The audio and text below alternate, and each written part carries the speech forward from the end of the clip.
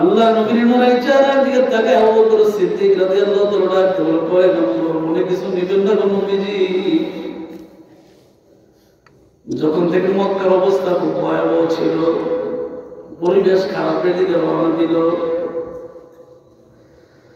আপনি আমার কানে কানে বলেছেন আবু বকর মক্কার পরিবেশ ভালো না, যে কোনো সময় ত্যাগ করা লাগতে পারে, হিজরত করা লাগতে পারে। আল্লাহর কসম নবী ওই দিন থেকে আজ পর্যন্ত আমি আবু বকর রাতের বেলায় বালিশটা মাথায় রেখে আমি এই পর্যন্ত ঘুমাই নাই।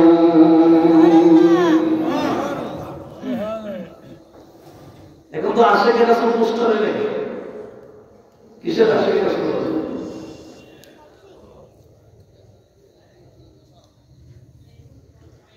আল্লাহ নবী আল্লাহু আকবার, রাত্র যদি প্রভাত হয়, সকাল যদি হয়ে যায়, রাত্র যদি চলে যায়, তাইলে কাফেরদের পক্ষ থেকে জুলুম অত্যাচার আসবে, নির্যাতন আসবে। অন্ধকার থাকা অবস্থায় হিজরত করে করে ইয়াসরাবের দিকে যাওয়া লাগবে। এই রাস্তাটা আমিও চিনি না।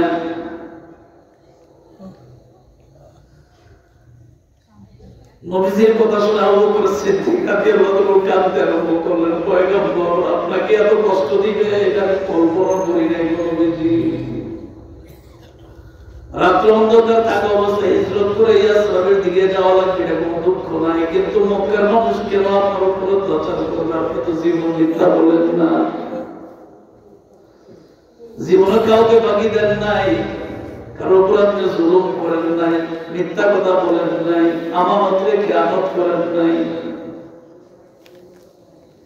কেন আপনি এইভাবে হিজরত করে ওই দিকে যাওয়া লাগবে? আল্লাহ নবী ডাকলেন, আবু বকর যদি মক্কার মানুষ এটা বুঝতো, তাই না আমাকে কোনোদিন গাড়ি দিয়া ঘর থেকে বের করে দিত না।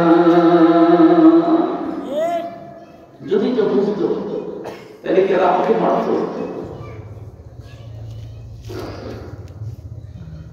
আবু বকর সিদ্দিক রাদিয়াল্লাহু তাআলা কে দিয়ে কাবার কিনারে যায়, বুকের উপরে বসা অবস্থায় নবীজি কাবার দিকে তাকাইলেন, কালো কিতাবের দিকে তাকিয়ে নবী কান্না করে।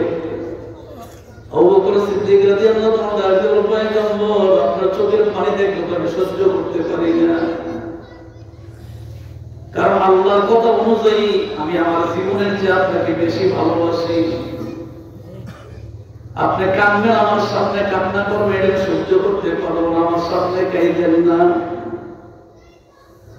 ডাক দেওয়া আবু বকর, আমি তো এই অনার্থক নিজের ইচ্ছায় কাঁদি নাই, শুধু চিন্তা করেছি আমি তো এই কাবার পাশে জন্মগ্রহণ করলাম, আমার বাবা এবং মা তো এই বাড়িতে বসবাস করত, আমি তো এই খেজুর পাতার গর্তের ভিতরে জন্মগ্রহণ করেছি, আমার বাড়ি এই জায়গায়। আমাকে এইভাবে মেরে অত্যাচার করে জুলুম করে বাড়ি থেকে তাড়াই দিবে, এটাকে মেনে নেওয়া যায়? এর ভিতরে সবচেয়ে বড় কষ্ট হলো আমি আল্লাহর ঘরটা কেমন করে পালাইয়া যায়।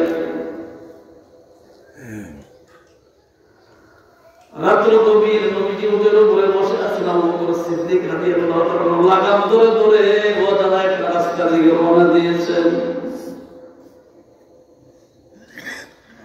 আবু জাহেলের বংশের নেতৃবৃন্দ তারা সিদ্ধান্ত নিলেন, আব্দুল্লাহর ছেলে রাতের বেলায় চলে গেছেন, সকালবেলা থেকে মক্কাতে নাই। আবু জাহেল, সাইবা, মুগীরা, আবু সুফিয়ান কাফেরদের লিডাররা চিন্তা করলেন সে রাতের বেলায় মক্কাতে করে আব্দুল্লাহ ছেলে চলে গেছে, তারা ধরার দরকার। তাৎক্ষণিকভাবে মিটিং ডাকলেন, সভা ডাকলেন, মানুষগুলা ভিড় করলেন মক্কার জমিনে।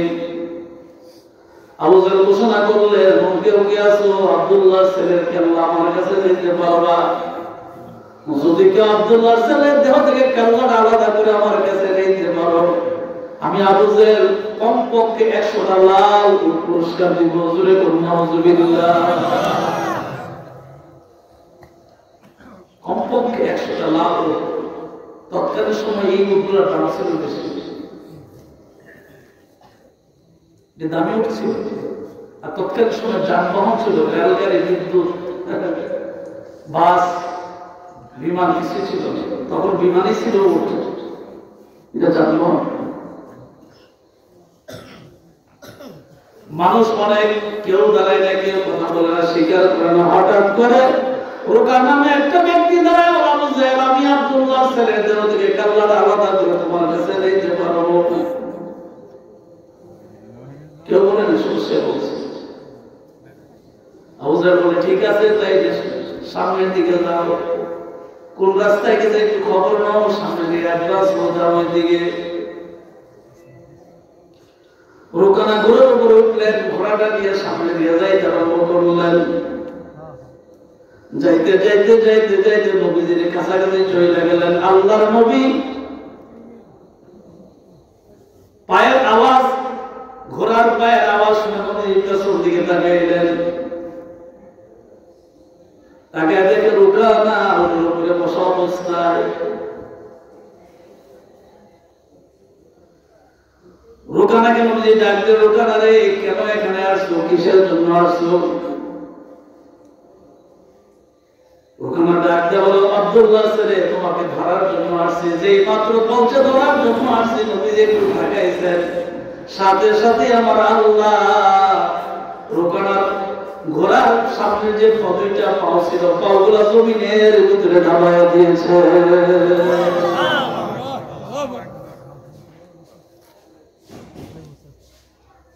ভয় পেয়ে আল্লাহ নবীকে ডাক দিলেন, ও আব্দুল্লাহ ছেলে মুহাম্মদ সাল্লাল্লাহু আলাইহি সাল্লাম, বেয়াদবি মাফ করে দিও। বুঝতে পারি নাই, আমি ভুল করে তোমাকে ধরতে আসছি, আমাকে মাফ করে দাও। নবীজি শোনার পর আবার পেছন দিকে তাকাইলেন, সাথে সাথে আল্লাহ পাক পয়গম্বরের রহমতের নজর চেহারার দিকে তাকিয়ে রোকানার উট ঘোড়ার সামনে দুইটা পাও আস্তে করে আবার জমিনে উঠাইয়া দিলেন। যে মাত্র ঘোড়ার পাও দুইটা যখন উপরে উঠছে, লাল 100 ওজনের কথা মনে হয়েছে। কারণ লোক না 100টা উঠ, তৎকাল সম্পদ দাম। নবীদের সামনের দিকে অ্যাডভান্স হয়, সামনের দিকে যায়, ওখানে আবার পেছন দিক দিয়ে দৌড়ে। বেশ কিছুক্ষণ রাস্তা যাওয়ার পরে রোকানা আবার নবীজির কাছাকাছি চলে যায়। আল্লাহ নবী ঘোড়ার পৃষ্ঠের মানে পায়ের আওয়াজ শুনে আবার দাঁড়ায় যায়, পেছন দিকে তাকায়, তাকায় থেকে রোকানা আবার চলে আসছে। নবীজি ডাক দিয়ে, রোকানা রে, তুমি না বলছো আমাকে ধরতে আসবে না, এখন দিয়ে আবার আসছো? তুমি কি জানো না তোমাকে ধরলে 100টা লাল উট পাওয়া যাবে, এই জন্য আসছি। আল্লাহ নবী দ্বিতীয়বার তাকাইলেন, আমার আল্লাহ সাথে সাথে উটের 4টা পাও জমিনের ভিতরে আবার ঢালাইয়া দিলেন। ওয়াজটা 7 বছর শুনছি, মনোযোগ দিয়ে কথা শুনছি।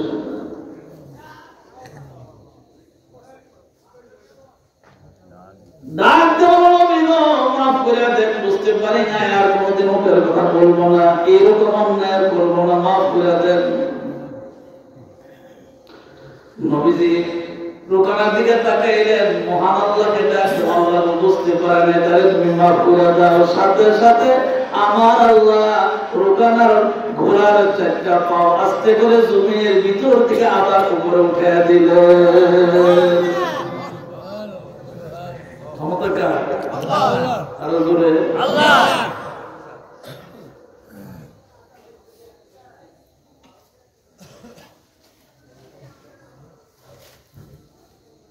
নবীজির সামনের দিকে যায়, আবার তৃতীয়বার ধাওয়া করলেন। সামনের দিকে যাইতে যাইতে নবীজির পেছনে আবার হাজির। ঘোড়ার পৃষ্ঠের আওয়াজ শুনে নবীজি তৃতীয়বার আবার পেছন দিকে তাকাইলেন। রোকানা দুইবার ঘোড়ার পাগুলা জমিনে আল্লাহ পাক দাবায় দিয়েছিল। আল্লাহ তোমার পরীক্ষা করছেন, এখন তুমি তৃতীয়বার আবার আমাকে ধরার জন্য আসলা, তুমি কি কিছু বুঝতে পারো না, কেন পাও নাই? সে উত্তরে ডাক দেব, আব্দুল্লাহ ছেলে বুঝো না, 100টা লাল উট, 100টা লোক কারে আল্লাহ শ্রেষ্ঠ পয়গম্বর রোকানার দিকে আবার তাকাইলেন, সাথে সাথে আমার আল্লাহ রোকানার মানে ঘোড়ার চারটা পা এবং তার প্রত্যেকটা শরীরের বডি আস্তে করে পাথর ব্যাগ করে জমিনের ভিতরে নামায়া দিলেন। তৃতীয়বারের ঘটনা দেখে রোকানা খুব ভয় পেয়েছে, আর সর্বনাশ, উল্টো দাবছে দাবছে আমার বডি শুনো, তাহলে তো যে উদ্দেশ্যে আসছে একটু হাসিল হবেই না, বরং আমার মরণ হবে। নবীজির চেহারা দিকে তাকাই আর ওখানে আব্দুল্লাহ ছিল আল্লাহর পয়গম্বর, দিল করবেন না তো নবীজি, মেহেরবানি করে আমাকে শেষবারের মতন ক্ষমা করে দেন, আমি বুঝতে পারি নাই যে অবস্থা দেখা যায় আপনারকে মারার আগে তো আমার নিজেরই মৃত্যু হবে, সুতরাং আমি এইরকম বেয়াদবি এরকম ভুল আর করবো না, মেহেরবানি করে আপনি আমাকে একটু ক্ষমা করে দেন। সাথে সাথে আল্লাহকে ডাকতে বলে, আল্লাহ ওখানে বুঝতে পারে নাই, তাই আপনি মাফ করে দেন। আর আমরা যদি আমাদের বেলা যদি হইতো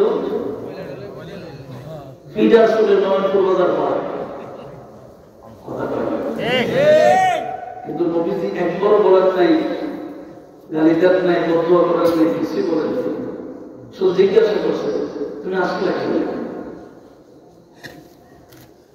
দ্বিতীয়বার যখন আস্তে করে তার বডি এবং যখন পাও গুলো উপরে দিকে উঠায় দিলেন, ঘোড়ার পাও যখন উপরে উঠে গেল, তার অর্ধেকটা শরীর দেবে ছেলেটা যখন উপরে উঠে গেল, আল্লাহ নবীর দিকে তাকা বলে, রোকানা ডাক দেওয়ার পয়গম্বর মনে কিছু নিবেন না গো নবীজি, আমি যদি আপনাকে ধইরা আবু জাহেলের কাছে নিতাম 100টা লাল উট পাইতাম, যেহেতু আপনি আমাকে বলছেন এই জন্য আমি আপনাকে ধরি নাই, এই যে ধরি নাই এর জন্য কি কিছু হাদিয়া পাবো না?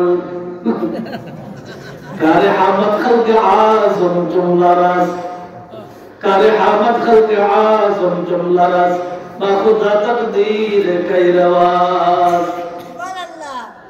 ومكروا ومكر الله والله خير الماكرين।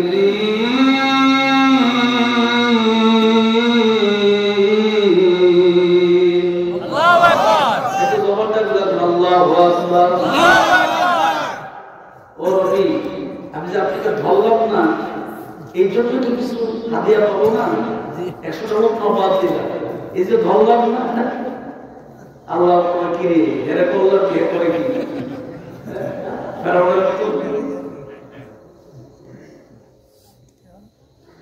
তৃতীয়বার এই কথা শোনার পর নবীজি রাগ হন নাই, কেমন নবী ছিলেন, একবারের জন্য চেহারা মলিন করেন নাই, রাগ হন নাই। আল্লাহ নবী ডাক দেখো, রোকানা রে, যেহেতু তুমি আমার কাছে একটা হাদিয়া চাইছো, তাহলে আমি তোমার কাছে ওয়াদা দিয়ে দিলাম, পারস্যের রূপ সম্রাটের মাথার যে মুকুটটা আছে, মাথার মুকুটটা খুব দামি, তুমি যেহেতু আমার কাছে একটা হাদিয়া চাইছো, তাহলে কম দামি হাদিয়া দেওয়া লাভ নাই, আমি নবী ওয়াদা দিলাম পারস্যের সম্রাটের মাথার মুকুটটা তোমার মাথায় পরাইয়া দিব। আমাদের দেশে একটা কথা আছে, নগদ যা পাও ভাত পেতে নাও, বাকির খাতা স্বর্ণ থাকে।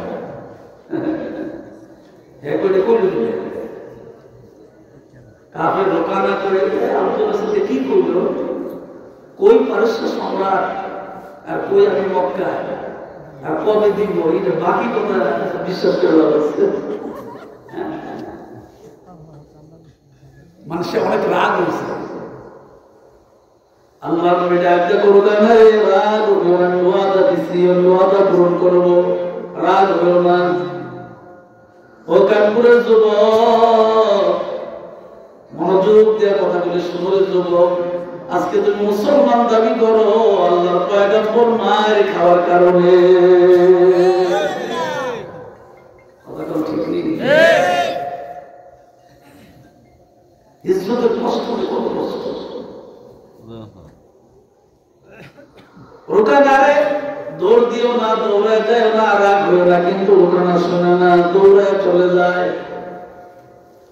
আল্লাহ নবী মদিনায় হিজরত করে চলে যায়, 10টা বছর পর্যন্ত মদিনায় রাজত্ব করলেন, মদিনায় 10 বছর দিনের দাওয়াত দিলেন।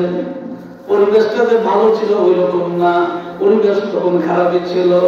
আল্লাহর পয়গম্বরের চেহারা দেখে মদিনার মানুষগুলো পাগল হয়ে গিয়েছিল। এই জন্য আস্তে করে দ্বীনের দাওয়াত দিয়েছিল, সহজভাবে দ্বীনের দাওয়াতটা তারা মেনেছিল, যদিও কোনো কোনো জায়গায় কষ্ট হয়েছে। আল্লাহর নবী 10টা বছর মদিনার রাষ্ট্র ব্যবস্থা, শাসন ব্যবস্থা করেছিলেন। মদিনার রওজার ভিতরে নবী শুয়ে গেলেন। আবু বকর সিদ্দিক রাদিয়াল্লাহু তাআলা রাষ্ট্র ক্ষমতায় আসলেন, উনিও চলে গেলেন। হযরত ওমর বিন খাত্তাব রাদিয়াল্লাহু তাআলা রাষ্ট্র ক্ষমতায় আসলেন।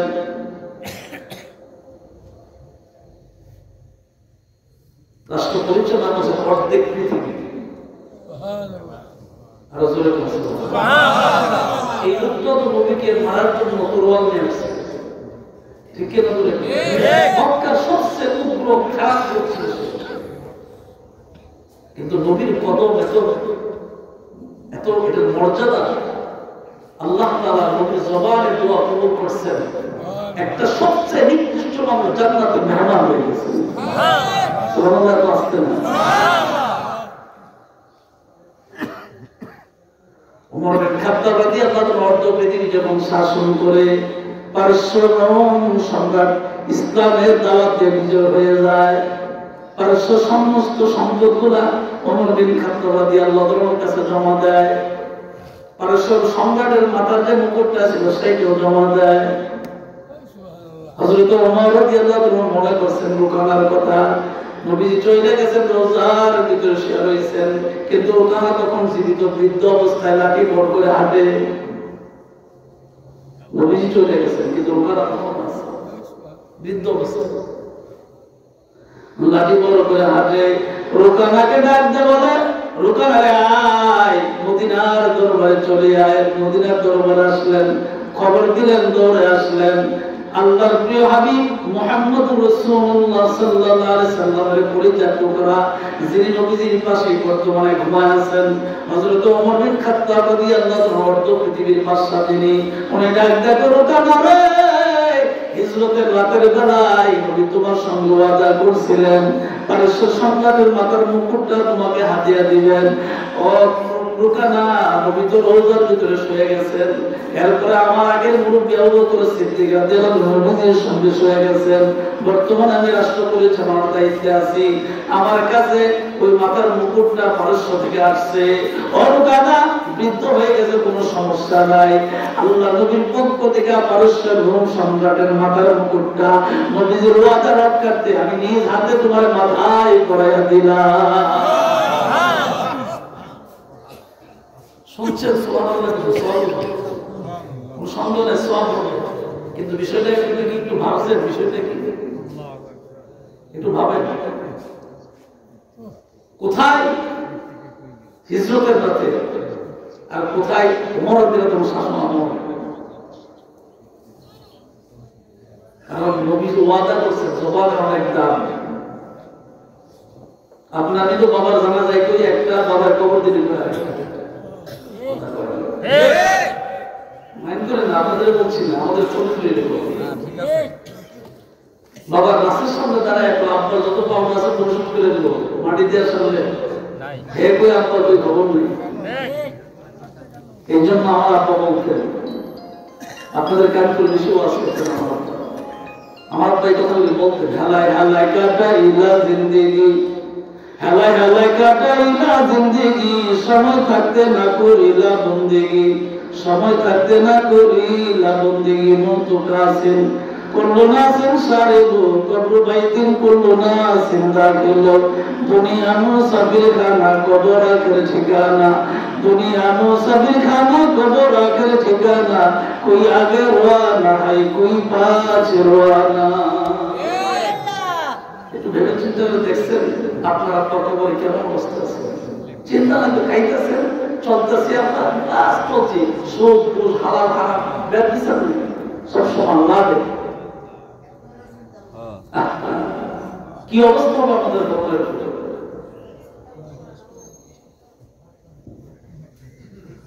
ওমর বিন খাত্তাব রাদিয়াল্লাহু তাআলা ডাক দেব, রুকানা, একটু কি টের পাইছো? কি টের পাবো?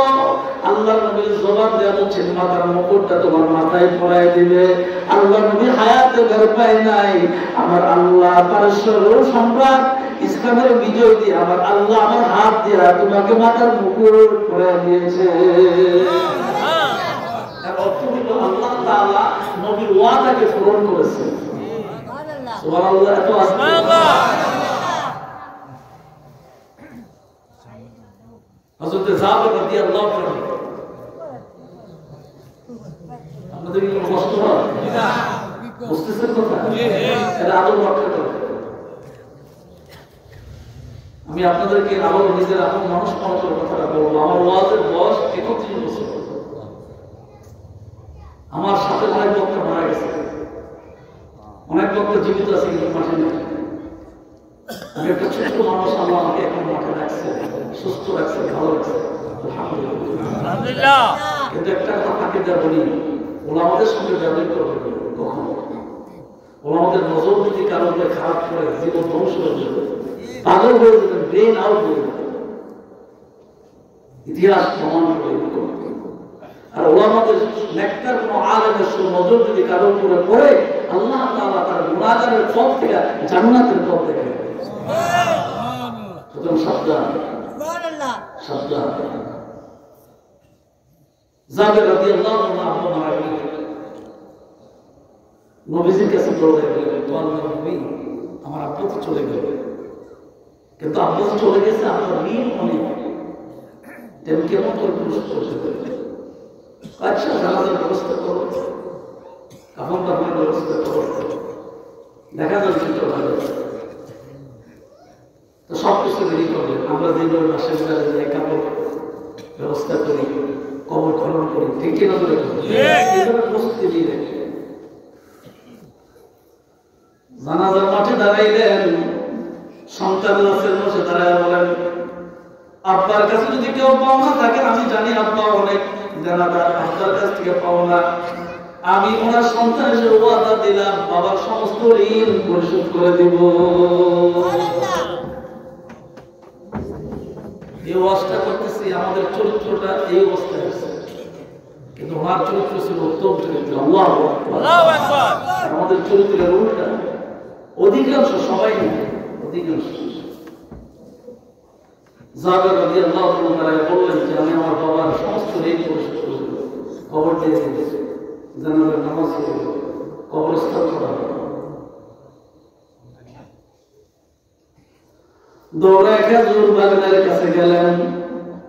তৎকালীন সময় খেজুর দিয়া তারা ঋণ পরিশোধ করতেন দুইটা জিনিস দিয়ে, একটা হলো খেজুর, আরেকটা হলো জব। খেজুর অথবা জব দিয়ে তারা ঋণ পরিশোধ করতেন, লেনদেন এগুলি দিয়ে করতেন। খেজুরের বাগানের দিকে তাকায় দেখে যে খেজুর দেখা যায়, খেজুর দিয়ে বাবা ঋণ পরিশোধ করা সম্ভব না। দৌড়ে বাইতে এসে নবীর দরবারে গেলেন, নবীকে ডাক দিলেন, পয়গম্বর, খেজুর বাগানে গিয়েছিলাম বাবার ঋণ পরিশোধ করার জন্য, খেজুরের যে অবস্থা দেখছি, খেজুর দিয়ে ঋণ পরিশোধ হবে না। আল্লাহ নবী কোরআনের আয়াত দিয়ে সুন্দর করে জানিয়ে দিলেন, লা তাকনাতু মির রাহমাতিল্লাহ ইন্নাল্লাহা ইয়াগফিরুয যুনুবা জামিআ ইন্নাহু হুয়াল গফুরুর রহিম। আল্লাহু আকবার। আল্লাহু আকবার। আল্লাহু আকবার। জাবের, বাবার ঋণের চিন্তা করার প্রয়োজন নাই, শুধুমাত্র খেয়াল রাখো, অবতাবু ইলাইহি ওসিলা, ওসিলা করো, পরিশোধ করাই দিবেন আমার আল্লাহ। কে করাবেন? আল্লাহ। আল্লাহ রহমতের দিকে তাকান। আল্লাহ। চলে আসলেন বাড়িতে, গেলেন খেজুরের বাগানে, সমস্ত খেজুরগুলা খেজুর গাছ থেকে পারলেন, বাড়িতে আনলেন, নবীজির কাছে বলেন, নবী গো, কি করতে পারি? এই খেজুর দিয়ে তো বাবা ঋণ পরিশোধ করবে। আল্লাহ নবীটা একদম যাবেন, যে ঘরটা খালি আছে ঘরটার ভিতরে খেজুরগুলো রাখো, তবে এক জায়গায় না, বিভিন্ন জায়গায় উঁচা উঁচা করে খেজুরগুলো রাখবা। যেদিন তুমি ডেট করবা ঋণ দেওয়ার জন্য, ওই দিন আমাকে তুমি জানাইবা, আমি তোমার বাড়িতে যাব।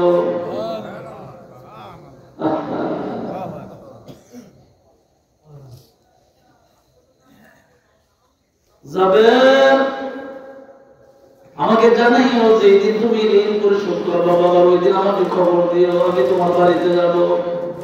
কিন্তু খেজুরগুলো এক জায়গায় রেখো না, আলাদা আলাদা স্তূপ দিয়া উঁচা করে করে বিভিন্ন জায়গায় রেখো।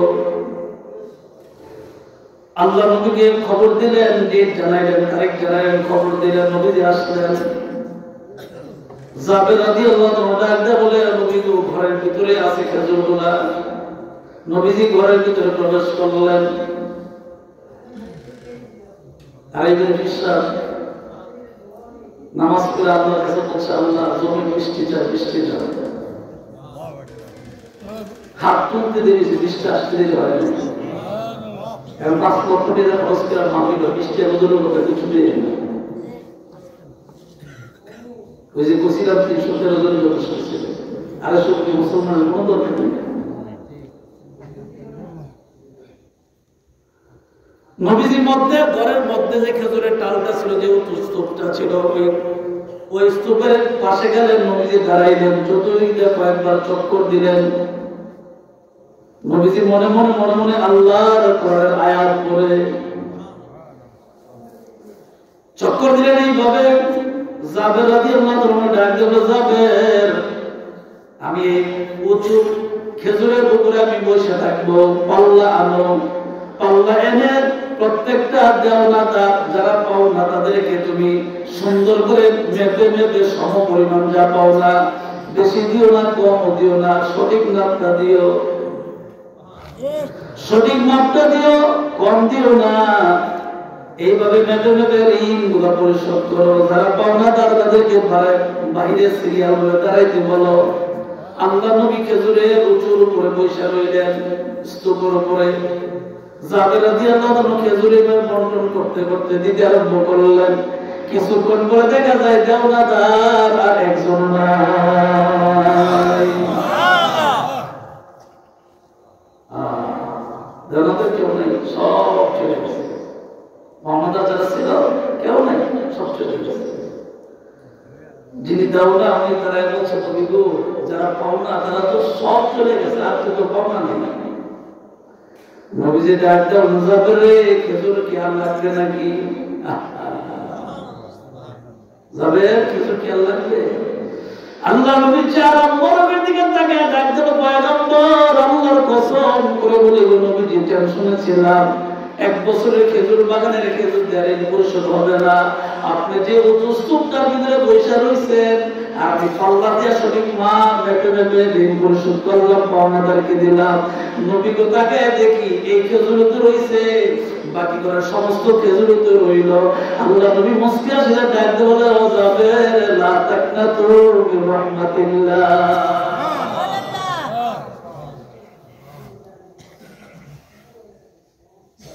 সেই নবী তাইফের জমিনে মেরে খেলেন, উহুদের জমিনে মেরে খেলেন। আর আমরা মুসলমান শুধু মোনাফিকে কি করি? শুধু এটা রয়েছে, আমার মেয়ে উলুম করে রাস্তা দিয়ে হাঁটে, এটা আমি দেখি না। আরেকজনের মেয়ে কি করে এটা নিয়ে 4 দোকান বড় আসেনি। চরিত্র কি জবাব দিতে, কি জবাব দেব? আল্লাহ। এই জন্য 313 জনের চিন্তা করতে হবে, লক্ষ লক্ষ কোটি মানুষের সমপ্রয়োজন।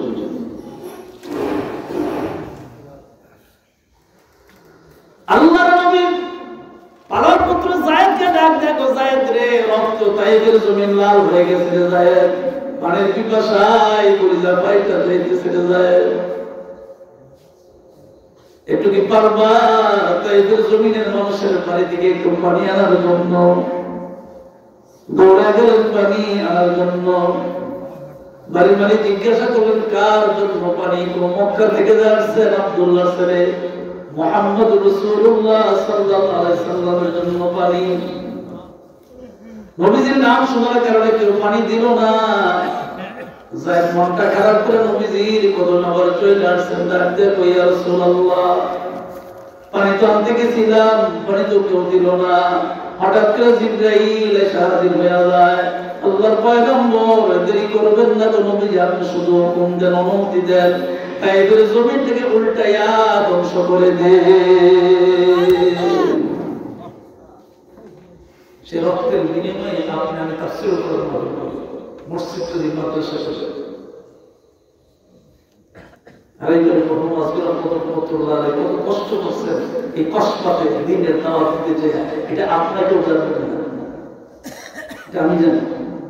বলে কেন আপনার বয়স তৈরি করব না, আমি আমার মার কাছ থেকে শুনেছি। মা তো ওই ঘরের সন্তান। আজকে তো ইসলাম পেয়েছে এটা সব, বাবা মুসলমান, দাদা মুসলমান, 14 গোষ্ঠী মুসলমান।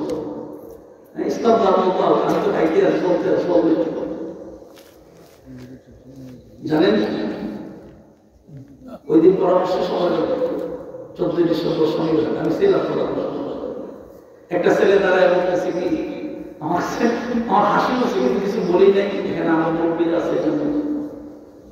একটা ছেলে দাঁড়ায় বলতেছে, ছেলে বয়স আর কত, সে তো ইতিহাস জানে না। সে দাঁড়ায় বলতেছে এই দরবারের আহ্বান ছিলেন হোসেন আজগর রহমতুল্লাহ। আমি মনে মনে আন্তরিক ধন্যবাদ না বলতে পারছি। দ্বিতীয়বার বলতেছে আমার বড় ছেলে গোলাম হাক্কানী সাহেব দ্বিতীয়বার দায়িত্ব পালন করেন। আমার মনে মনে মুশকিল হাসি উঠছে। এর কারণ হল হোসেন আজগর রহমতুল্লাহ বড় ছেলে গোলাম হাক্কানী সাহেব নয়, গোলাম হাক্কানী সাহেবের সিরিয়ালের 3 নম্বর। আমার বড় ভাই নাম গোলাম জিলানী, এরপরে গোলাম রব্বানী, গোলাম পীর সাহেব, এরপরে গোলাম হাক্কানী, এরপরে গোলাম সুলতান।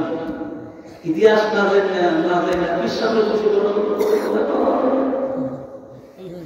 আমরা সাত জন এরকম বেসারে করা মুনাফিক ছাত্র।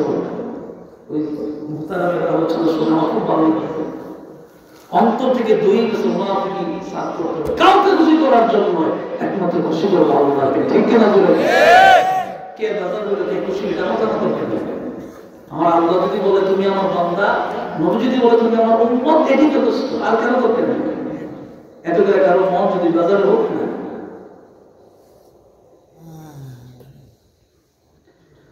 নবীদের ডাক দেওয়া জিবরাইল তাইফের মাটির মাটি তোলার মধ্যে আমি আমার হাতে নিয়ে নাকের মধ্যে গেলাম। শুনতে পাইলাম আমি নবী যা জানি পৃথিবীর কেউ তা জানে না, আমি যা দেখি তা কেউ দেখে না, আমি যা শুনি তা কেউ শুনে না। জিবরাইল রে, ও জিবরাইল, তাইফের মাটি থেকে আমি জ্ঞান পাইছি যে তাইফের মানুষগুলা বৃষ্টির মতো আমার উপরে পাথর মারছে, গিরা মারছে। তাইফের মানুষগুলা কালিমা পড়ে মুসলমান হয়ে যাবে।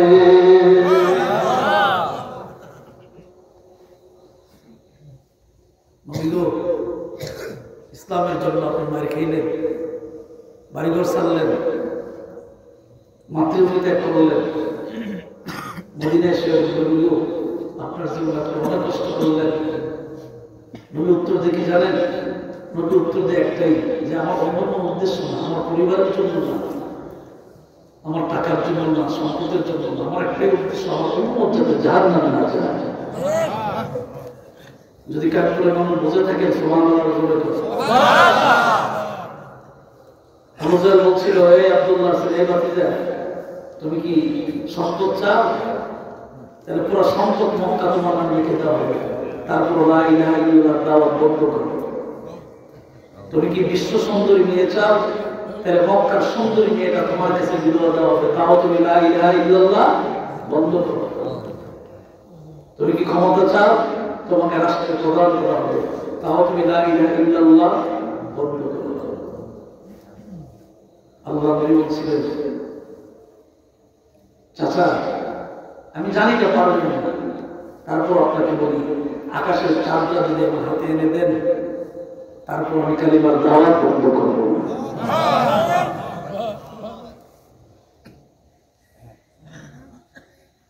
পারবেন? কখনো পারবেন? এটা আমি জানি, তারপর বললাম আকাশের চাঁদটা যদি আমার হাতের তালুতে এনে দেন, তারপর আমি আল্লাহ কালিমার দাওয়াত বন্ধ করব। বরং নবীজি আঙ্গুল ইশারা করে, আঙ্গুল ইশারা করে চাঁদকে বলছিলেন, শুধু ইশারা করছিলেন, সাথে সাথে চাঁদ 2 টুকরা হয়ে গেল। আবু জাহেল হাতের ভিতরে মুষ্টির ভিতরে পাথর নিয়ে বলছিলেন, এই মুহাম্মদ সাল্লাল্লাহু আলাইহি ওয়াসাল্লাম, যদি তুমি বলতে পারো আমার হাতের এই মুষ্টির ভিতরে কি, তাহলে আমি কালিমা পড়ব সুবহানাল্লাহ। নবীজি মুস্কে হাসতে বলছে, আরে কি চরিত্র ছিল নবী, জীবন একটা 63 বছর জিন্দেগিতে গালি দেয় নাই কাউকে, আর আমরা একজোড়া কাঁদে করবো। এই জন্য আমার 31 বছর ওয়াজ আমি কখনো, আমি বাংলাদেশে যত দল আছে আমি জানি সবারই চিনি, আমি কাউকে মেনশন করে কথা বলি নেই। এটা আমার কাজ না, আমার কাজ হলো আল্লাহ রাসূলের কথাগুলো মানুষের কানে পৌঁছে দেওয়া। কে কি করে না করে এটা আমার দায়িত্ব না, আমার কাছে না। ঠিক নবীর দায়িত্ব রেখে করছে। নবী গো, আপনি দাওয়াত দিয়ে থাকেন, কে হেদায়েত হবে না হবে এটা আপনার দায়িত্ব না, হেদায়েতের চাবিকাঠি আমি আল্লাহ রাখি। ঠিক কিনা বলে তো? নবী আপনি শুধু কাজ দেয়, দাওয়াত দেয়, কে কোনো হবে না হবে এটা জানি। নবীজি মুস্কে হাসিটা ডাকবে, আমি বলা লাগবে না আপনার হাতের মুষ্টির ভিতরে কি আছে, এটা আমি বলা লাগবে না। আপনার হাতের মুষ্টির ভিতরে যেটা আছে এটা বাহির থেকে দেখা যায় না, কেউ দেখে না, কিন্তু এই হাতের মুষ্টির ভিতরে যেটা আছে এইটাই বলে দিবে কি আছে।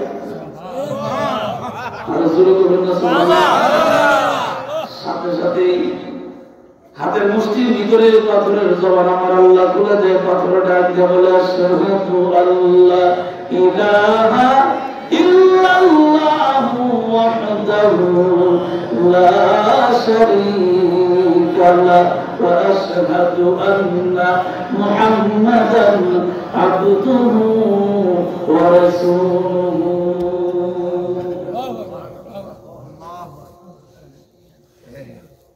আমি কথাগুলো আপনাদের কাছে মনে করেন না, চেষ্টা করছি, হৃদয়ের অনেক রক্ত খরচ,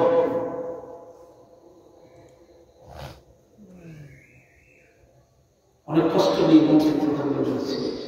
আর এটা আমি বিশ্বাস করি, আমার বিশ্বাস, আমার ঈমান, আল্লাহ এবং রাসূলের ভয় আর মহব্বতে যদি কোনো ব্যক্তি কথা বলে, এর বিনিময়ে যে চোখ দিয়ে পানি আসে, আল্লাহ তাআলা তার চোখের পানির পাশে, চোখের দুই পাশে মাছের মাথা পরিমাণ পানি যদি জমে যায়, আল্লাহর ভয় নবীর মহব্বতে যদি এই পাশে মাছের মাথা পরিমাণ পানিও জমে, আল্লাহ তার অতীতের সব গুনাহ মাফ করে দেন। সুবহানাল্লাহ। দুঃখের সহিত বলতো, আজকে ওয়াজ শুনে হাসতে হাসতে ওয়াজের পরে ডাক্তারের দোকান থেকে ব্যথার ট্যাবলেট খায়, আর সহিহ কোরআন সুন্নাহ কথা ওলামায়ে কেরাম বলে শুনতে রাজি না।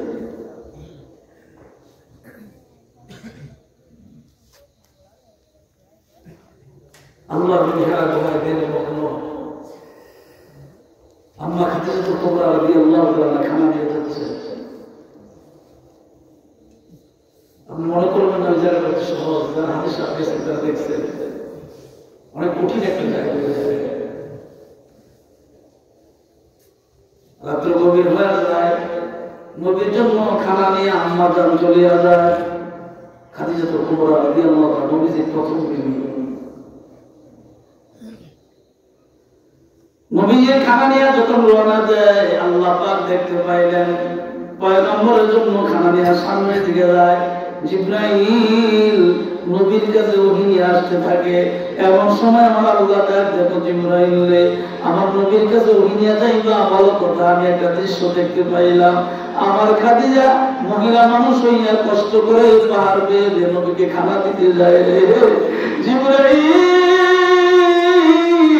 আমি আল্লাহর পক্ষ থেকে আমার খাদিজার সালাম জানাই দিও।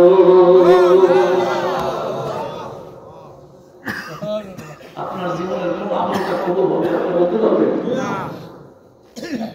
এমন তো হতে পারে আজকে মাহফিল আপনার জীবনের জন্য শেষ মাহফিল, এমন তো হতে পারে আজকে চোখের পানিটা আপনার জীবনের শেষ পানি, এমন তো হতে পারে আজকে রাখলে মোনাজাত জীবন শেষ করবেন, আপনাদেরকে নিয়ে কান্নাকাটি করবেন, দোয়া করবেন আল্লাহর দরবারে। এমন তো হতে পারে কালকে ফজরের সময় আরাম হবে, প্রফেসর নানি আর দুনিয়াতে নাই, আব্দুর রহমান, আব্দুল হাসান, আব্দুল মান্নান নাই, আয়েশা নাই, খাদিজা নাই, হতে পারে কি পারে?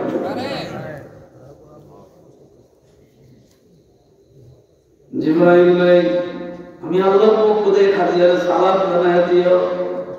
বাইকের মুরব্বী যুবকেরা মা বোনেরা খুব মনোযোগ দিয়ে শোনেন। পৃথিবীর জমিনে আল্লাহ তাআলা কোন মহিলাকে এইভাবে সালাম দেন নাই। যেই মহিলাটা স্বয়ং আল্লাহ সালাম দিয়েছে মহিলাটার দাম কম না বেশি?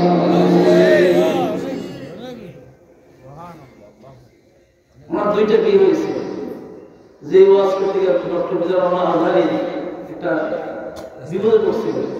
শেষ পর্যন্ত উনি আবার বললেন যে আমার ভাষাটা একটু বলতে গিয়ে বল হয়ে গেছে, এই জন্য আপনার মনে কষ্ট হয়ে যাবে না, এই জন্য আমি আন্তরিক দুঃখিত। এই ওয়াজ করতে গিয়ে আমার নাতিন জামাই ডক্টর মিজানুর রহমান আজহারি সারার বাইরে নাতিন জামাই তো কি আমার নাতিন জামাই না? আমারও তো বাচ্চাই বলে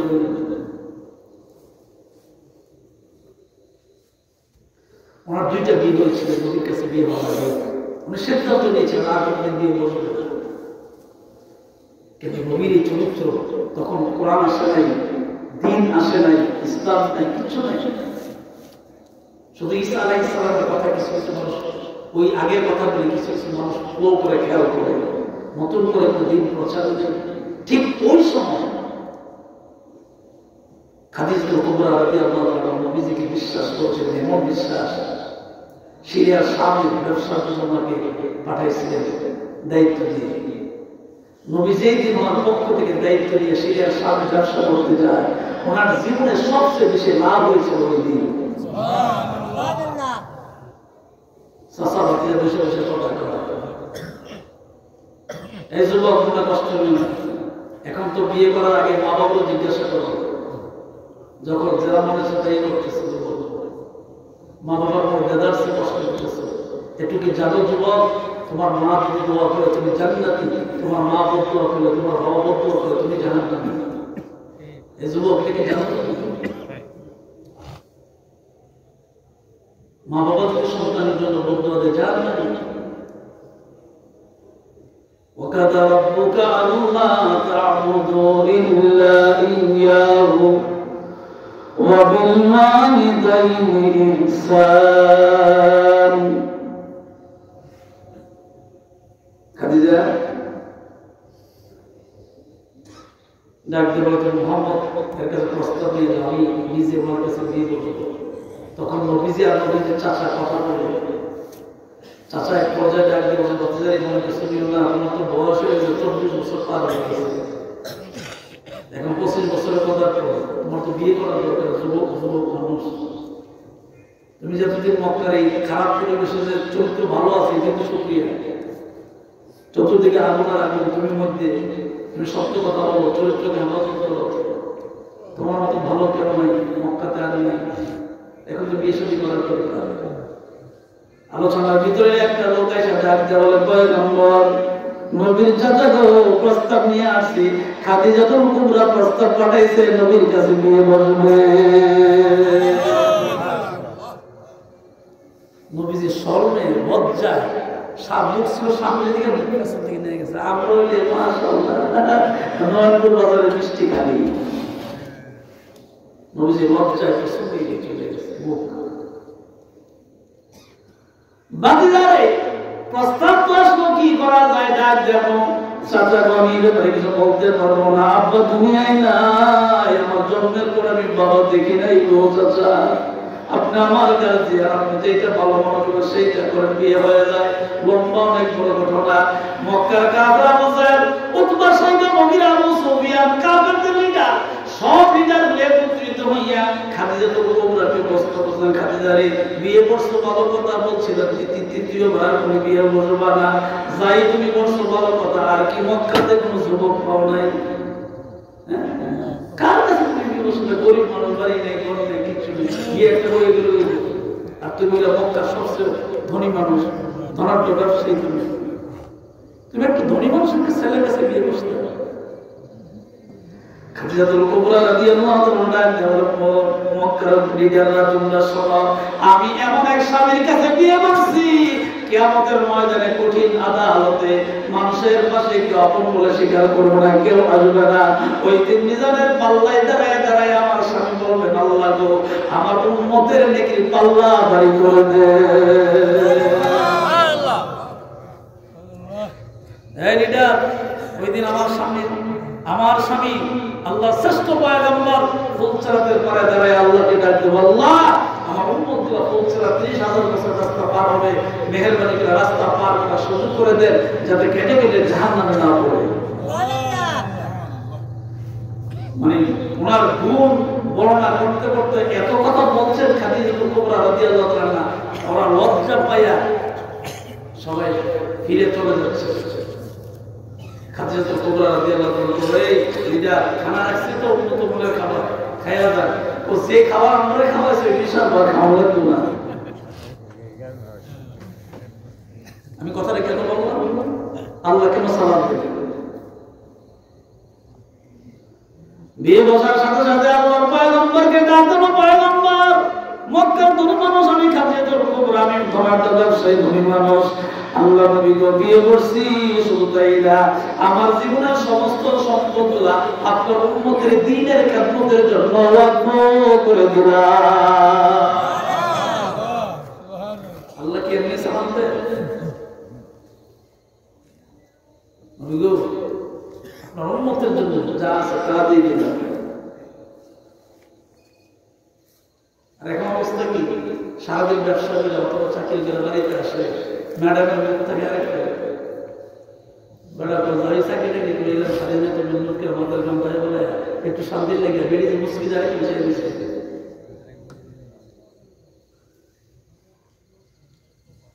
ফাতেমা রাদিয়াল্লাহু তাআলা যখন বিয়ে হয়ে যায়, আলী রাদিয়াল্লাহু তাআলার সঙ্গে যখন বিয়ে হয়ে যায়, পয়গম্বর ডাক দেয়া বলে, আলী রে আয় আমার কাছে, আলাদা করে বললেন। নবীজি কানে কানে বলেন, আলী রে, আলী আমি ইচ্ছা করলে ধনী মানুষের কাছে বিয়ে দিতে পারতাম, কিন্তু দেই নাই। আমার আল্লাহ তোমার পছন্দ করছে, এই জন্য বিয়ে দিছি। আলী রে, ও আলী সাবধান রে আলী, আমার মেয়েকে কোনোদিন কষ্ট দিও না। আলী এই কথাটা ফাতেমা শুনে নাই, আলাদা একটা ডাক দিয়ে বলছে, সঙ্গে সমস্যা। আলী রাদিয়াল্লাহু তাআলার কথা শুনে একটু দূরে চলে যায়। আল্লাহর নবী মেয়েকে ডাক দিয়ে বলেন, ফাতেমা রে, আল্লাহর পছন্দ অনুযায়ী তোমাকে বিয়ে দিয়েছে। আলীর কাছে আলী গরিব মানুষ, ভালো বাড়ি নাই, টাকা পয়সা নেই, খাদ্য নেই, অভাবের সংসার। ফাতেমা রে, ও কানপুরের যুবকেরা, বোবারা, ও মা বোনেরা, মনের কান দিয়ে শোনেন, আজকের দেশের মানুষ জড়ি হয়েছে ঘরে ঘরে আগুনের অশান্তি আসেনি। কারণটা কি? কারণ নেই। সাবধান ফাতেমা, স্বামীর সংসার করতে একবেলা খাইলে আরেকবেলা পাইবে না। সাবধান রে, ও আমার ফাতেমা, নবীর মেয়ে মনে করে কোনোদিন স্বামীর মনে কষ্ট দিও না। তুমি নবীর মেয়ে মনে করে, তুমি জান্নাতের মহিলাদের সর্দার মনে করে কখনো স্বামীর মনে কষ্ট দিও না। আমি যদি পৃথিবীতে আল্লাহ ছাড়া কাউকে সাজদা দেওয়ার হুকুম থাকতো, আমি নবীর উম্মতের পক্ষ থেকে বলে দিতাম, পৃথিবীতে যত বিবাহিত মহিলা আছে তারা যেন তাদের স্বামীকে সাজদা দেয়। কথাগুলি অনেক কষ্টে বলছি। আজকে দেশের মানুষ উন্নত, রাস্তা খুব সুন্দর, বাড়িঘর সোনের কন্যা, এখন building, crore crore bank balance, প্রবাসে থাকে, ইটালি, লন্ডন, সৌদি আরব থাকে, কোনো কিছু অভাব নাই। কিন্তু একটা অভাব আছে, সেটা হলো ঘরে ঘরে আগুন আর অশান্তি। কারণ কি? কারণ একটাই, নবীর আদর্শ মানতে পারি নাই, নবীর আদর্শ গ্রহণ করতে পারি নাই, নবীর সুন্নতকে আঁকড়া ধরতে পারি নাই। অফিস করে দেখলাম ম্যাডাম মুস্কিদার একটা ছেলে, তোমার সংসার ভালো কি করে? আরে কি কইছে? আইলা অফিস করে 3.5 কষ্ট করে, এটা বুঝে কত হইল? তুমি আমার প্রয়োজনীয় কোনো কিছু দিবা, আমরা জিজ্ঞাসা করো, 3.5 অফিসে বিক্রি করে এসেছি, 3.5 মাল দিতে লাগবে, ব্যবসা করেছে, আর তোমার কাছে 7 লেগে তুমি হয়েছে মুস্কিদার একটা ছেলে। নবীজি বলেন, সাবধান, এই বিবাহিত মহিলার সাবধান, তোমরা কখনো তোমাদের স্বামীর মনে কষ্ট দিবে। আমার মেয়েকে আমি নিষেধ করছি। ওয়াজ কি হল বলে, ওয়াজকে প্রতি বছর হয়, ওয়াজকে গেলেন অসম্ভব হয়। ওই একটা শোরুম এসে দেখছি 15 তারিখ এক মাহফিল, এর আগে 7 তারিখ মাহফিলের তো লাভটা লাভটা হল শুধু এক জায়গায় আল্লাহ ওয়ালারা আরেকজন বিশ্বাস বলেন আর যাই বলেন আগেকার আল্লাহ ওয়ালা আলেমরা ওয়াজ বলতেন ওয়াজ বেশি করে লাভ নাই, আমলের দরকার। কথা বল, কিসের দরকার? আমলের দরকার। স্বামী যদি তার বিবিকে রাসূলের সুন্নাত তরিকা অনুযায়ী ভরণ পোষণ দেয় তাহলে এগুলো অশান্তি হওয়ার কথা নয়। বিবি যদি তার স্বামীকে তার সম্মানের জায়গায় রাখে এই ঘরের যদি অশান্তি হওয়ার কথা নয়। ঠিক কিনা জোরে কর। চাকরি করে টাকা পয়সা করে কি করবেন? ঘরে গিয়ে জন্য মুসকি দিয়ে আপু পেয়েছে লটলি চাকরি করে ব্যবসা শেষ। এই জন্য আমি শেষ কথা আপনাদের কাছে বলবো, আল্লাহ কোরআনের দাওয়াত প্রতিটা ঘরে ঘরে দরকার। ঠিক কিনা জোরে কর। দুঃখের সহিত বলতে হয় আজকে মা কনকন শীতে শীতের কাপড় পোশাক পরে সন্তানকে পড়াইয়া সকাল বেলায় প্রভাতী কিন্টার গার্ডেন কেজি স্কুলে সন্তান নিয়ে যায়, কত সুন্দর পোশাক পরে কত সুন্দর সেজে গুজে, কিন্তু মা এটা বলবো না আপনি নিয়েন না, 1000 বার 1,00,000 বার নেন, কিন্তু আপনি কি মা চিন্তা করে দেখছেন আপনি মুসলমান, আপনার সন্তান মুসলমান, আপনার সন্তানকে সবার আগে আল্লাহর কোরআন শিক্ষা করা দরকার আছে। গতকাল আমি যে মাহফিলে ছিলাম ওই মাহফিলের প্রধান মেহমান যিনি ছিলেন, মানে অতিথি আর কি, টাকা দেওয়ার অতিথি যিনি ছিলেন উনি ধার্মিক কর্ম ঢাকা থেকে আসছেন। উনি আমাকে কথায় কথায় বসা অবস্থায় বলছেন, হুজুর আমি অনেক চিন্তা ভাবনা গবেষণা করে দেখছি, লোকটা ছিল মানে সেনাবাহিনী চাকরি করতো, রিটায়ার অফিসার ছিল। উনি বলছেন যে আমি অনেক গবেষণা করে দেখছি ধার্মিক মানুষ হুজুর অশান্তির মূল একটাই কারণ, আগে মক্তবে যেমনি বাচ্চা কাচ্চা পড়তো এখন আগে এইভাবে পড়ে না। মক্তবে আগে হুজুর যেভাবে বাচ্চা কাচ্চা গুলোকে পাইতো, দোয়া কালাম শিখাইতো, কোরআন শিখাইতো, আদব শিক্ষা শিখাইতো, এটা এখন নাই, যার কারণে দিন দিন দেওয়ার সংখ্যা বাড়তেছে। কষ্ট হচ্ছে মনে হয় না? কথা বলি কি সত্য না? আমি তো এখনো, আমার মা বৃদ্ধ হয়ে গেছে, আমি এখনো আমি আম্মার সামনে দাঁড়ায় জোরে কথা বলি, আমি শুধু তাকিয়ে থাকি আমার মা কি বলতো, আমার আব্বা তো না, আমি শুধু দাঁড়ায় থাকি আম্মা যাবো, যে আম্মা ঠিক আছে। আমি জানি আমি ঘর থেকে বের হয়ে গেলে আমার মা প্রাণ করে আমার জন্য দোয়া করেন, সেই দোয়ার ফসলের কথা বলতে পারি, কারণ আম্মা দোয়া করেন সেই দোয়া আল্লাহর কাছে কবুল হয়, আর কবুলের কারণে জবাব আল্লাহ তাআলা সুন্দর করে। ঠিক কিনা? যুবক অনেক শুনিও না, যুবক রে আমার ছেলে আছে, আমার সন্তান আছে, আমার সন্তান রহমতে বড় হয়ে গেছে, বিয়ে শাদী করেছি, নাতিও জন্ম হয়েছে। যুবক সাবধান, মা বাবার মনে কষ্ট করি না, এটা মারাত্মক খারাপ এবং মারাত্মক গজবের কারণ, মা বাবার মনে কষ্ট করি। সময় যদি পান একটা আপেলের টুকরা, একটা আঙ্গুলের টুকরা, একটা কমলা কুয়া মা এবং বাবা বৃদ্ধ বয়সে মুখে তুলে দিয়ে দোয়া করতে দেরি হবে, আল্লাহ বলে হতে দেরি হবে।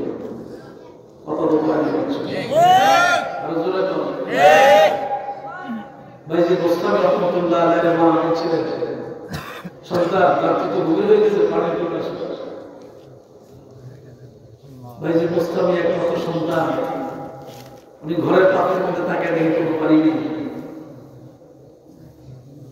ঘর থেকে বের হইয়া কুয়ার পরে গেছেন, পানি আসার জন্য অনেক দূর, পানি আইনা গ্লাসের ভিতরে পানি লইয়া আমার বালিশের কিনারে এসে দেখে মা ঘুমায় গেছে। সন্তান ফজর পর্যন্ত দাঁড়ায় রয়েছে বালিশের কিনারায়, মাথার পাশে। আসসালাতু খায়রুম মিনান নাওম শব্দ মায়ের কানে আসার সঙ্গে সঙ্গে সজাগ হয়ে যায়, তাকে থেকে সন্তান গ্লাসের পানি নিয়ে দাঁড়ায় আছে। আল্লাহর প্রিয় বান্দি ভাইজি মুস্তামির আল্লাহর কাছে দোয়া করে, আল্লাহ গো আমার সন্তানটাকে তুমি জমানার সুলতানুল আরেফিন বানাইয়া দিও। এক গ্লাস পানির উসিলায় আল্লাহ তাআলা জমানার আল্লাহর ওলি বানাই দিয়েছেন, শুধু এক গ্লাস পানির কারণে। আর আমরা সে হিংসা বিদ্বেষ মক্কারে জীবন ধ্বংস করে যাচ্ছি। কই মা, কই বাবা, কই আদি, কই কোরআন, কই হাদিস, কই আল্লাহ, কই রাসূল।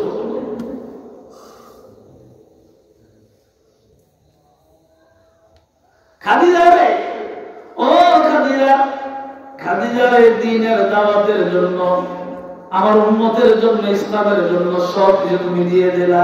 আমি আল্লাহর কাছে দোয়া করে চাই খাদিজা, আমার আল্লাহ তোমাকে জান্নাতের মেহমান যেন বানায় দেয়। এইগুলো স্বামী, এইগুলো স্ত্রী, এইরকম আদর্শ চরিত্র আর ব্যবহার যদি স্বামী স্ত্রীর ভিতরে থাকে, এই ঘরটা যদি পুরো বড় হয়, এটা জান্নাতি ঘর। আর যদি আল্লাহ না করো, কোন পরিবারে যদি এরকম অবস্থা হয় যে সারাদিন ব্যবসা বাণিজ্য চাকরি বাকরি স্বামী আসছে ক্লান্ত হয়ে ঘরে আইসা থেকে বাইরে ঘরে আর মেজায় বাবু দামের জায়গাটা, এই জন্য সাবধান না মা, যারা বিবাহিত মা শুনছেন, অবিবাহিত যারাই হবে, যারা অবিবাহিত ভবিষ্যতে বিয়ে হবে, সব অন্তরে কান দিয়ে আওয়াজটা শুনে রেখেন। মুহাম্মদুর রাসূলুল্লাহ সাল্লাল্লাহু আলাইহি ওয়াসাল্লাম এমন শিক্ষা দিয়ে গেছেন যে শিক্ষাটা ছিল আল্লাহর পক্ষ থেকে বিশাল বড় একটা নিয়ামত এবং আল্লাহর পক্ষ থেকে একটা রহমত। রাত গভীর হয়ে গেছে, যুদ্ধের ময়দান থেকে আলী রাদিয়াল্লাহু আনহু ফিরলেন, দরজায় আওয়াজ করলেন, সাথে সাথেই বলছেন লাব্বাইক আমি হাজির, দরজাটা খুলে দেন। ফাতেমা, রাত্র গভীর, যুদ্ধের ময়দান থেকে আমি ফিরতে দেরি হয়েছে, এই জন্য কি তুমি ঘুমাও নাই? আল্লাহ নবী করে জানতো মেয়ে ডাক দেয়া বলে, প্রাণের স্বামী গো, আপনাকে যুদ্ধের ময়দানে রেখে আমি ঘুমাবো? আমি আল্লাহর শ্রেষ্ঠ পয়গম্বরের মেয়ে। আমার আব্বা শিক্ষা দেন নাই যে আপনাকে যুদ্ধের ময়দানে থেকে রেখে আমি বাট্টা খেয়ে ঘুমাই যাবো। দোকান থেকে এসে 10টা 12টার সময় কোথাও অনেক মেহনত করে এসে কিছু দোনা খাওয়ার জন্য ভালো রয়ে গেল, নাহলে না জানা আমি তো আমার বলা যায়নি, সারাদিন বহু কষ্ট করছে। আর নবীর মেয়ের চরিত্র হচ্ছে ডাক দিয়ে বলেন, স্বামী গো, যুদ্ধের ময়দানে আপনি থাকবেন আর আমি আপনাকে রেখে বিছানায় ঘুমাবো, এটা কোনদিন হতে পারে না গো স্বামী। ডাক দিয়ে বলেন, হাসান হুসাইন পরিজাত সন্তানগুলা কই? নবীজির মেয়ে ডাক দিয়ে বলে, স্বামী তারা তো মানে ছোট মানুষ, বয়স কম, এত রাত পর্যন্ত সজাগ থাকতে পারবে না, এই জন্য তাদেরকে খাওয়াইয়া বিছানায় ঘুম পাড়াইয়া দিছি। তাদেরকে বিছানায় ঘুম পাড়াইয়া দিছি। নবীজির কলিজার টুকরা মেয়েকে আলিঙ্গন, কি স্বামী কি স্ত্রী, আলিঙ্গন করে বলেন, ফাতেমা কোথায় ঘুমাইছে একটু দেখাও। পাশের জায়গায় গিয়ে দেখে বিছানায় কলিজার টুকরা ইমাম হাসান, ইমাম হুসাইন রাদিয়াল্লাহু তাআলা দুইজন কলিজার টুকরা সন্তান ঘুমাই দিচ্ছে। ফাতেমা তারা খাইছে, ও খাইছে, খাবার কোথায়? এখন খাবারের প্লেট দিচ্ছে, সুন্দর গোল প্লেট দিচ্ছে। আলী রাদিয়াল্লাহু তাআলা তাকে দেখে প্লেটের অর্ধেকটা খাবার নাই, অর্ধেকটা খাবার আছে। ফাতেমা তুমি খাও নাই? ও না, আমি তো খাই। ও অর্ধেকটা বুঝি দুইজনকে খাওয়াই বলতে দিচ্ছে। বুঝি তাইলে এত রাত পর্যন্ত আমি না যুদ্ধের মধ্যে, তোমার খাবারটা তুমি খাইবে না? 4 ভাগে 3 ভাগ তুমি খাওয়ার কথা, তোমরা 3 জন, আমি 1 জন, একবার থাকার কথা, তো অর্ধেকটা চলে গেল। স্বামী, আমার বাবা বিয়ে হওয়ার পরে আমাকে দাঁড় করে কানে কানে বলে দিয়েছিল, ফাতেমারে নবীর মেয়ে মনে করে কোনোদিন স্বামীর সঙ্গে খারাপ ব্যবহার করিও না, স্বামীর মনে কষ্ট দিয়ে জান্নাত পাওয়া যাবে না।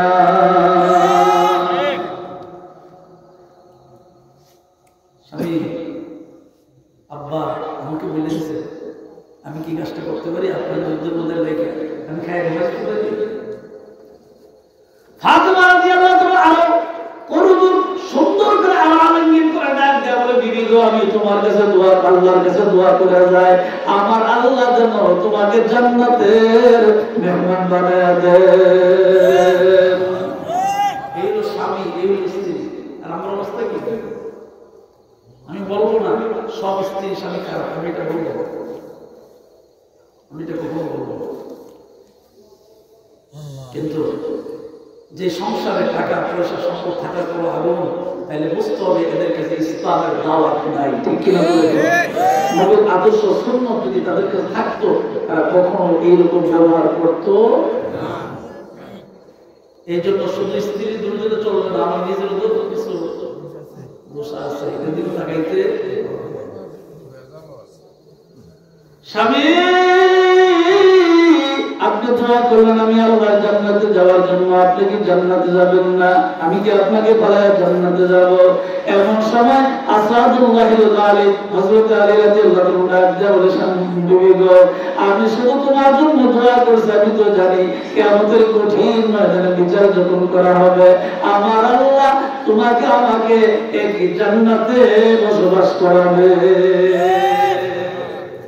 তুমি জানি কারণ নবীনা দোয়া করে গেছে আমাদের জন্য, নবীর জবানের দোয়া তো আল্লাহ দিয়ে দিবে। আর আমাকে তো আল্লাহ বিশাল এক মর্যাদা সম্মান দিয়েছেন, আমাকে বলছেন আমি নাকি আসাদুল্লাহিল গালিব, তবে না ফাকার এটা কোনো ফকর নেই। সুবহানাল্লাহ সুবহানাল্লাহ। কার ভিতরে গুনে খাইলে যেরকম বোঝা যায় না, লেভেলটা খুব সুন্দর, কিন্তু ভিতরে খেয়ে ধ্বংস করে দিছে। ১,৫০০ বছর আগে নবী বলছেন অহংকার করো না, সমস্ত আমল ধ্বংস হয়ে যাবে। অহংকার করো না, নিজে নিজে ছোট মনে করো না। গোলাম আক্কানি ফির সাহেব আমার রমজান, আমি আমার জীবনের নাকি অনেক ওয়াজ করতে দেখছি, কথা বলতে দেখছি, আম্মার সাথে গেছি মামার বাড়িতে। এত বড় আলেম কখনো বলে নাই যে আমি বড় হুজুর, কখনো বলে নাই। বরং সে কোনো ফতোয়ার জন্য বলছে কি এই তাকে তেমন কিতাবের এত পৃষ্ঠায় ফতোয়াটা আছে। আপনি কি মনে করছেন? উনি কি মুখলিসুর রহমান হয়েছে? উনি কি মুফতি আমিরুল ইসলাম? উনি কি যুক্তিবাদী চাই দিয়েছে? আল্লাহ তাআলা আমাকে অগাধ জ্ঞান দিয়েছিলেন, যার বদৌলতে উনি বলতেই পারতেন যে এই ফতোয়াটা এমন কিতাবের এত পৃষ্ঠা এই জায়গায় আছে, কিতাব চাইতে পারেন। ওনার আমলের ভাইস প্রিন্সিপাল ছিলেন মাওলানা আব্দুল রশিদ সাহেব, গান্ধীগঞ্জ বাড়ি ছিল। উনি ছিলেন প্রিন্সিপাল, আব্দুল রশিদ সাহেব ভাইস প্রিন্সিপাল।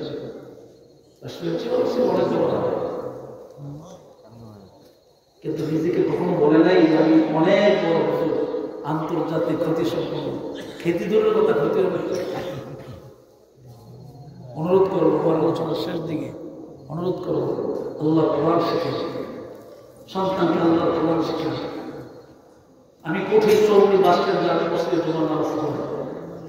অনেক সময় অনেক মেহমান দূর থেকে আসে, অনেক হুজুর হয়ে দোয়া চায়, হ্যাঁ হুজুর সন্তান অনেক কষ্ট করে